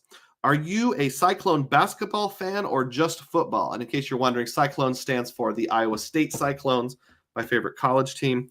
I'm a fan of both basketball and football, although I'm much more into football than basketball by about double, especially during these early like non-conference games. I don't really follow the basketball team that much. Click the thumbs up button if you've not done so yet. We've been kind of stuck in the low 50s for number of viewers for an hour now, so maybe we can get it up there. Also, not too late to sign up as a Dugroz diehard. That's a channel member. If you do it while the live stream's going, we have a little celebration. And you can also subscribe to the channel. I would appreciate it.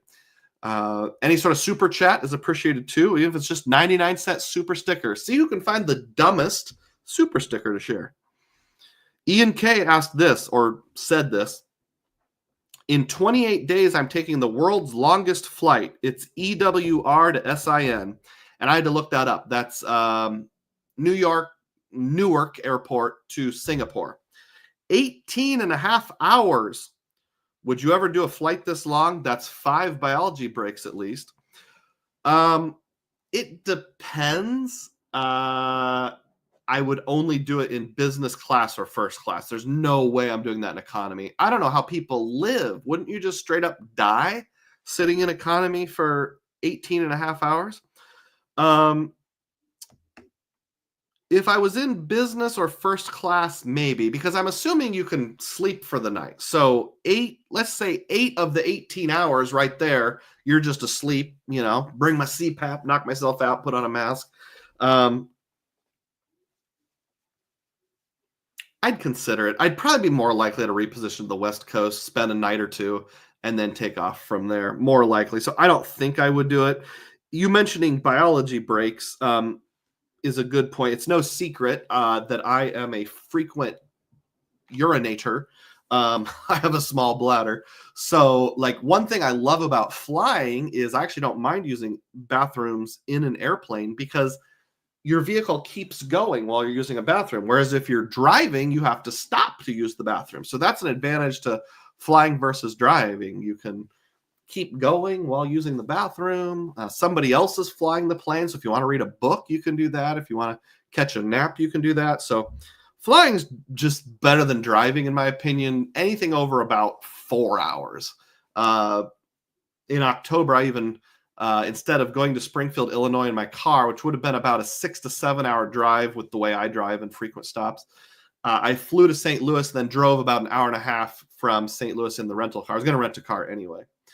And that was really nice. An hour and a half drive in the fall, look at the leaves and the pretty countryside. That was chef's kiss. So an hour and a half, great. More than 4 hours. What's that one meme? Is it Jay-Z or who is it that's like, more than 4 hour car ride, 1 hour flight.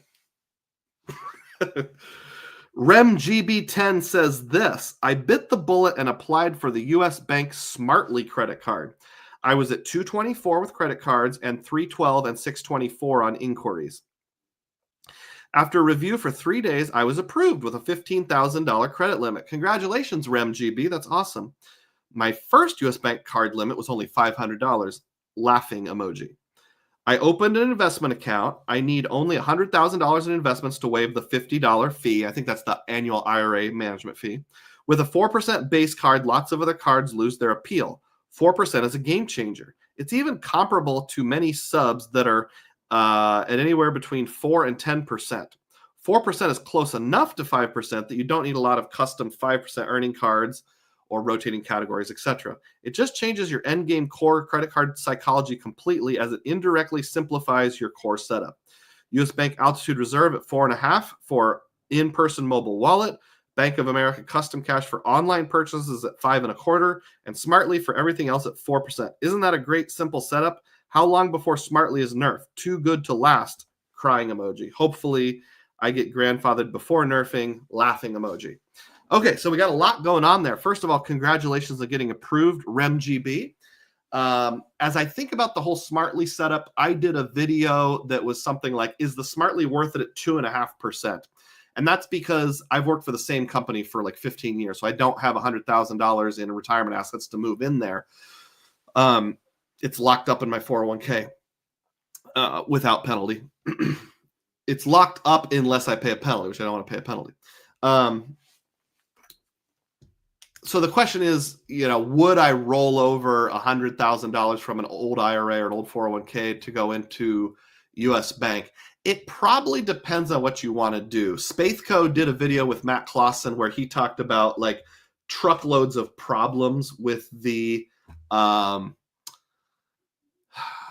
self-directed brokerage account that US Bank offers. So if I was that person, I wouldn't do it. But if you're a buy and hold investor where you're just going to buy like the S&P 500 or the NASDAQ or the Dow Jones or Spider or something like that and hold it for 20 years and just let it ride, or a couple mutual funds, then I don't really see a problem with that. You're getting your brokerage fee waived and all that. You're only making one trade and you're just letting it sit there forever. Sounds like a good strategy. Or like Stan the Credit Frog did a video that says he's saving up for the down payment on a house. So he's going to just plop in however much it was. I think in a savings account, you only have to plop in, is it 5,000, 25,000, 50,000 to avoid any fees and get the full 4%. Well, you have to have 100,000 total. Sorry, again. So if you've got 100,000, you're just going to keep in a high yield savings account. I think the Smartly was at like 2.9%, whereas you can get 4.2 elsewhere. Is that good enough for 6 months? Probably. So it all depends on your situation, what you're wanting to do. Not a good fit for me. Sounds like it is a good fit for you. It's a good fit for Stan the Credit Frog. Not a good fit for Spaithco. So if it's a good fit for you and you don't need to make lots of trades or have higher quality, more advanced brokerage features, by all means, go for it. Isn't that a great, simple setup? I think it is a great, simple setup. Probably not a lot of points in there. In fact, no points at all in there. It's all just cash back or indirect cash back. But if you're good with that, I give you my seal of approval. How long before Smartly is nerfed? I think it's going to get nerfed at some point. I don't know how. Maybe there'll be a cap or something. I think U.S. Bank is going to bring in truckloads of new acquisitions, and I would say 2 to 3 years. I'd give it 3 years from now.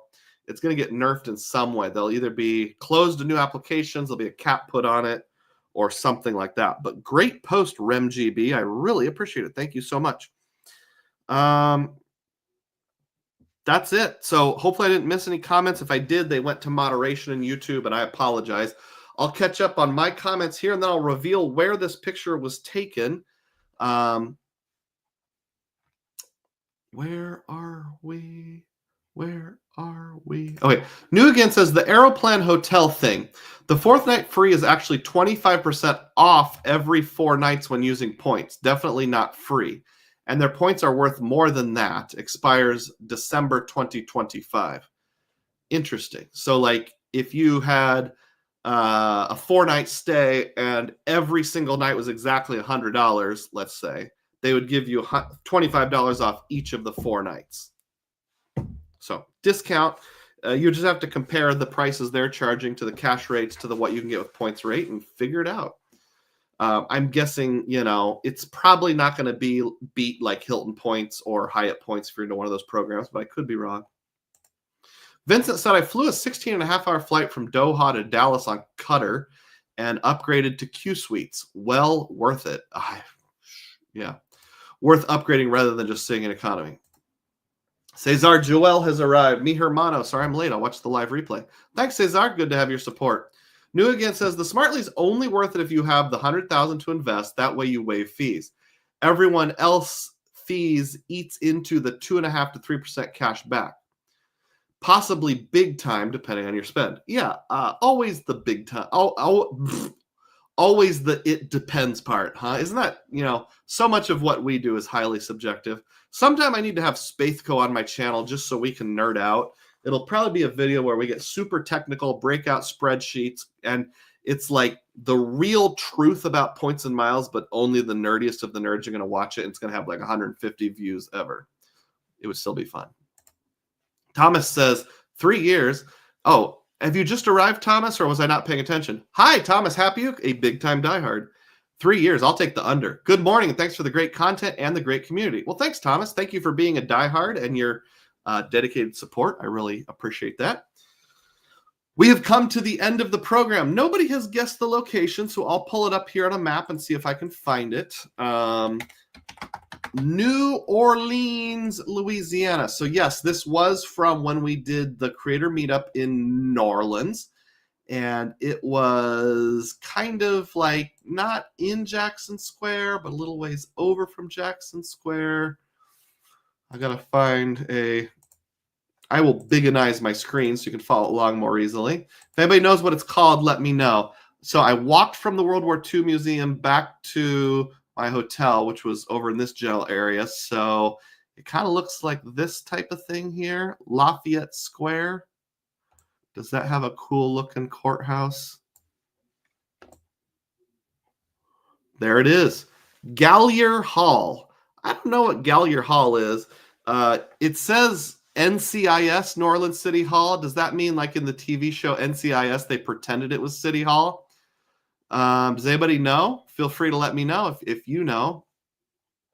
Let's see if we've got some images we can look at here. That's it. That's the building I was looking at. So, yeah.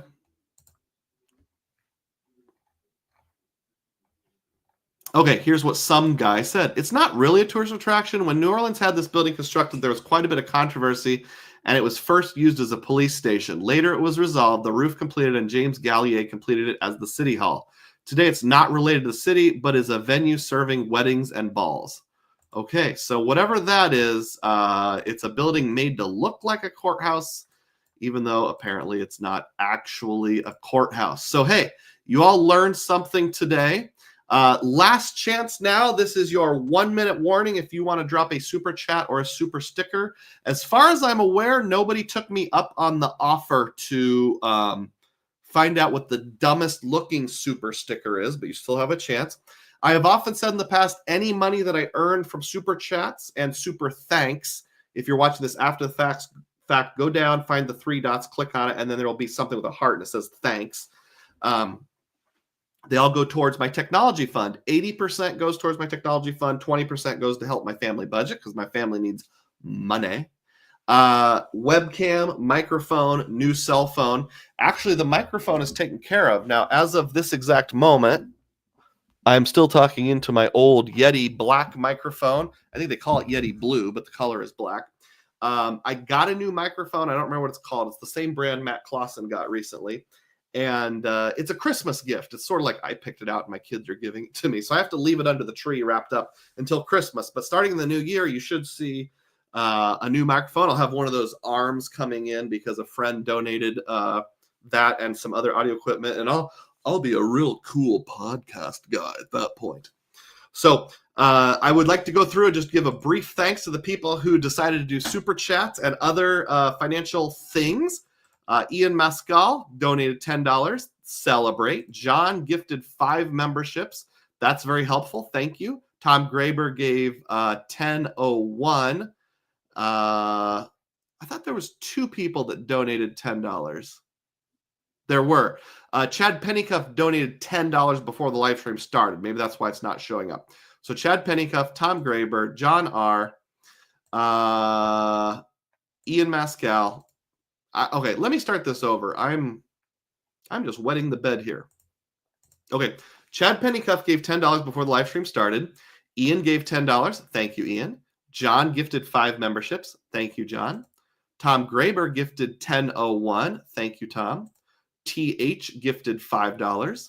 And Xavier gave $9.99. Thank you, everyone.